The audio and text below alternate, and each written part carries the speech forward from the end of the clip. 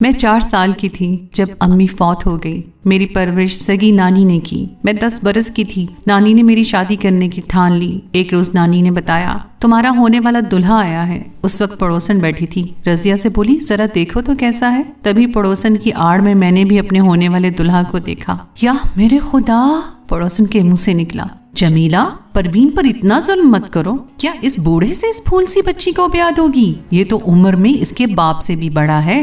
کس قصور کی سزا تم اس بچی کو دے رہی ہو؟ اگر تم پر یہ بوجھ ہے تو بھئی مجھے دے دو، میں اس کا خرچہ اٹھا لوں گی۔ رشتہ تو جوڑ کر ڈھونڈا ہوتا، تم کو کیا پتا جب سر پر مرد نہ ہو تو گھر میں جوان بچیوں کی کتنی رکھوالی کرنی پڑتی ہے۔ نانی کے جواب پر پڑوسن اپنا سا منہ لے کر چلی گئی اور میں 10 سال کی عمر میں 60 سالہ آدمی کی بیوی بن گئی۔ ان دنوں کے بارے میں لکھ نہیں سکتی، ان دنوں کو یاد نہ کروں ہی تو اچھا ہے۔ یہ ستم ڈھانے والی نانی 3 برس ساتھ رہی اور جب 13 برس کی عمر میں ایک بچے کی ماں بن گئی تو اس نے ممکن طور پر مجھے اس بوڑھے کے حوالے کیا اور خود اپنے گھر چلی گئی۔ اب شعور آ گیا کہ جوانی کیا ہوتی ہے اور جوانی کے ارمان کیا ہوتے ہیں۔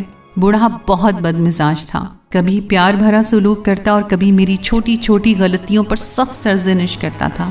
جب میں اپنے والدین کو یاد کر کے گھنٹوں روتی تھی کہ میرے والدین مجھ کو پیار کرتے تھے اور ذرا سی تکلیف پر تڑپ اٹھتے تھے۔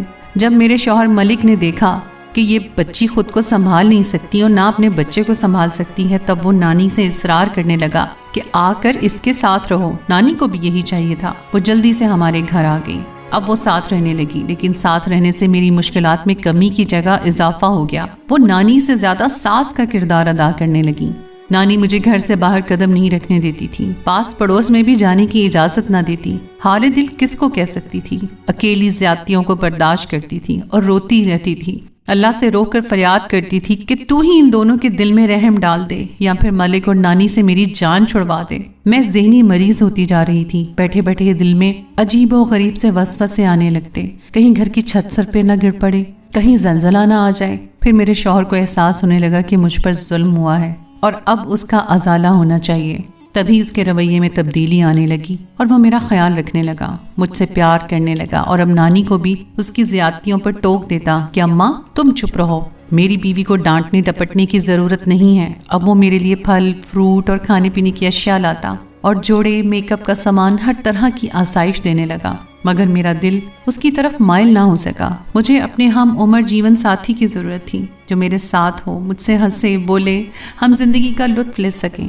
وقت گزرنے میں دیر نہیں لگتی، یوں میں 2 بچوں کی ماں بن گئی۔ اچانک اچھی بھلی زندگی میں نانی کی نادانی سے بھوچال آ گیا۔ نہ جانے کیسے نانی کو یہ خیال آیا کہ گھر بدلنا چاہیے، یہ گھر چھوٹا ہے۔ اس نے رات دن ملک کے کان کھانا شروع کر دیے۔ ملک پرانا محلہ چھوڑ کر کہیں اور نہیں جانا چاہتا تھا کیونکہ یہاں سبھی جانے پہچانے لوگ رہتے تھے۔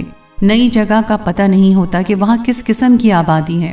آخر وہ دیوار کھڑی ہو گئی جس کو مجھے بعد میں پھینک کر بچوں کی بربادی کو آواز دینی پڑی۔ میرے شوہر نے نانی کے کہنے پر دوسری جگہ کرائے کا مکان لے لیا۔ ہم مکان میں منتقل ہو گئے، مگر یہ تبدیلی سخت نقصان دہ ثابت ہوئی۔ جس مکان میں ہم شفٹ ہوئے اس کا ایک حصہ مالک مکان کے پاس تھا جس میں اس کا جوان سال بیٹا رہتا تھا۔ اس کا کمرہ بالائی منزل پر تھا اور کھڑکی سے ہمارے صحن کا منظر صاف نظر آتا تھا۔ مجھ کو دیکھ کر وہ حیران ہو گیا کیونکہ میں بہت خوبصورت تھی، 2 بچوں کی ماں ہو کر بھی ایک دوشیزہ نظر آتی تھی۔ مجھے کوئی نہ کہہ سکتا تھا کہ یہ شادی شدہ اور 2 بچوں کی ماں ہے۔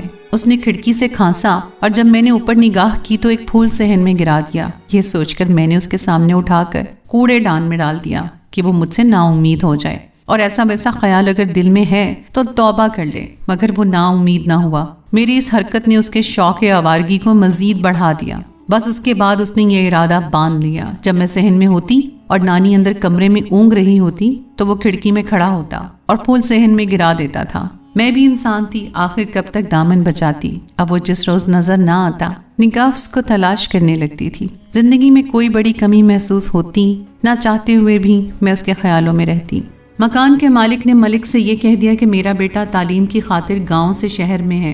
مکان اپنا ہے مگر اس کو کھانے پینے کی پریشانی رہتی ہے۔ مسلسل ہوٹل کا کھانے سے معدے میں تیزابیت ہو گئی ہے، بیمار رہنے لگا ہے۔ ملک نے جواب دیا کہ اپنا گھر ہے، پریشانی کی بات نہیں ہے، کھانا ظہیر کو ہمارے گھر سے مل جائے گا۔ مالک مکان خوش ہوا، کہنے لگا جب تک مرضی رہے میں آپ سے مکان خالی کرانے کی بات نہیں کروں گا اور کرایہ بھی نہیں بڑھاؤں گا۔ میرے بیٹے کی پڑھائی کے 2 سال ہی ہیں، اس کے بعد وہ گاؤں آ جائے گا۔ اس روز سے ظہیر کھانا ہمارے گھر سے کھانے لگا۔ شروع میں تو نانی یہ فریضہ باقاعدگی سے سر انجام دیتی رہی، پھر انہوں نے مجھ کو یہ ڈیوٹی سونپ دی کہ ظہیر کا کھانا اس کو دے دیا کروں۔ آگ اور کپاس کا کیا میل! وہ جوان لڑکا اور میں محرومیوں کی ماری اس کی میٹھی میٹھی باتوں میں آ گئی، اور ایسا ہونا کچھ بعید نہیں تھا کہ میں خوبصورت اور جوان تھی۔ اس نے سوچنے کا موقع نہ دیا اور ایک دن کوشش کر کے اپنے غلط خیالات کی طرف مجھے مائل کر لیا۔ دل کی ہر بات اس کو بتانے لگی۔ لمبی قید جیسی زندگی میں مدت کے بعد ایک دوست ملا تھا۔ تمام راز دل اس سے کہنے لگی۔ ابھی میری نئی زندگی شروع ہوئی تھی۔ برسوں پرانے سمجھوتے کا چوغا میں نے اتار پھینکا۔ خواہش کا گلا گھونٹ کر دینے والے کو گویا عرصے بعد آکسیجن ملی تھی، لہٰذا ظہیر کے افسانے پر بغیر سوچے سمجھے اپنے ننھے منھے پیارے بچوں کو چھوڑ کر اس کے ساتھ گھر سے نکل گئی۔ ظہیر مجھے لے کر ایک دوست کے پاس دوسرے شہر لے گیا۔ شروع دنوں میں بچوں کی یاد نہ آئی، مگر بعد میں ان کی یاد بے چین رکھنے لگی۔ میں نے ظہیر کو بتایا کہ مجھے بچوں کی یاد آتی ہے۔ اس کے دوست نے پتہ کروایا تو افسردہ خبر ملی کہ میرے بھاگ جانے کے صدمے نے میرے شوہر کی جان لے لی۔ وہ غم برداشت نہ کر سکا اور اپنے خالق کے حقیقی سے جا ملا۔ میں نے ظہیر کی منت کی مجھے واپس جانے دو، کیونکہ میرے بچے بے سہارا ہیں۔ ان کا نانی کے سوا اس دنیا میں کوئی نہیں تھا، نہ نیند آتی تھی۔ وہ اکیلی بچوں کو کیسے سنبھال سکتی ہے؟ ان کا دل بھی سنگ دل تھا۔ ظہیر ایسا انسان تھا، اس کے دل میں کوئی رحم نہ آیا۔ اس نے مجھے گھر میں جانے کی اجازت نہیں دی۔ وقت گزرتا رہا۔ ظہیر جب باہر جاتا بیرونی اطراف سے تالا لگا کر جاتا کہ میں گھر سے نہ نکلوں۔ مجھ کو میرے بچوں کی خبر دینے والا کوئی نہ تھا۔ 4 برس ایسے ہی روتے سسکتے گزر گئے۔ اس دوران بچی نے جنم لیا، مگر چند روز ہی وہ زندہ رہی۔ میں پھر سے تنہا ہو گئی۔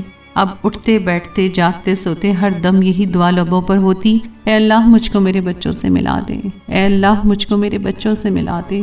جو دعا دل سے نکلی ہو کبھی نہ کبھی قبول ہو جاتی ہے۔ ایک دن ظہیر اپنے والد سے گاڑی مانگ کر لایا اور کہا کہ چلو تم کو سیر کرواؤں، تم بہت اداس اور رنجیدہ رہنے لگی ہو۔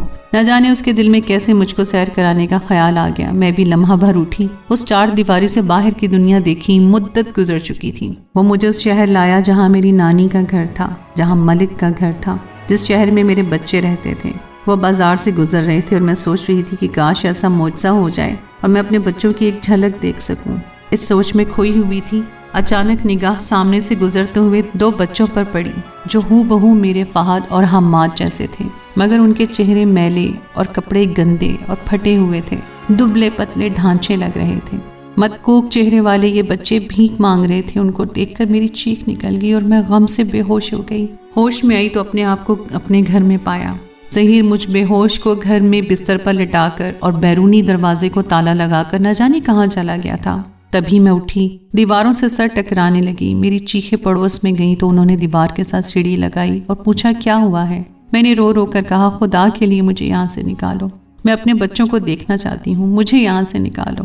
تو کہاں جاؤ گی؟ پڑوسی کے دباؤ پر ظہیر مجھے میرے سابقہ گھر لے گیا جہاں تالا لگا ہوا تھا۔ نانی کے گھر بھی تالا تھا۔ پڑوسیوں نے بتایا کہ تمہاری نانی کا انتقال ہو گیا تو کچھ دن ہم نے تمہارے بچوں کو سنبھالا۔ ایک دن وہ گھر سے بتائے بغیر نکلے اور پھر دوبارہ واپس نہ آئے۔ ہم نے بہت ڈھونڈا لیکن وہ کہیں نہیں ملے، نہ جانے کدھر چلے گئے۔ اس واقعے کو کئی برس گزر گئے ہیں، مگر وہ منظر نہیں بھول پاتی جب میں نے اپنے جگر کے ٹکڑوں کو سڑک پر بھیک مانگتے دیکھا تھا۔ نہ جانے ان پر کیا گزری ہوگی، کس حال میں ہیں۔ ظہیر کو اس معاملے سے کوئی دلچسپی نہ تھی کہ میرے بچے مجھے ملیں یا نہ ملیں۔ اس کو ان یتیموں سے کیا غرض جن کا باپ مر گیا ہو، ماں بھی کھو گئی ہو۔ جب تک جیوں گی مرتے دم تک بھول نہیں سکتی، اور ایسی سزا ملی ہے جو موت کے بعد بھی شاید ختم نہ ہو۔ ہر عورت سے التجا ہے کہ وہ ایک بار ماں بن جائے، پھر اپنے ساتھ کی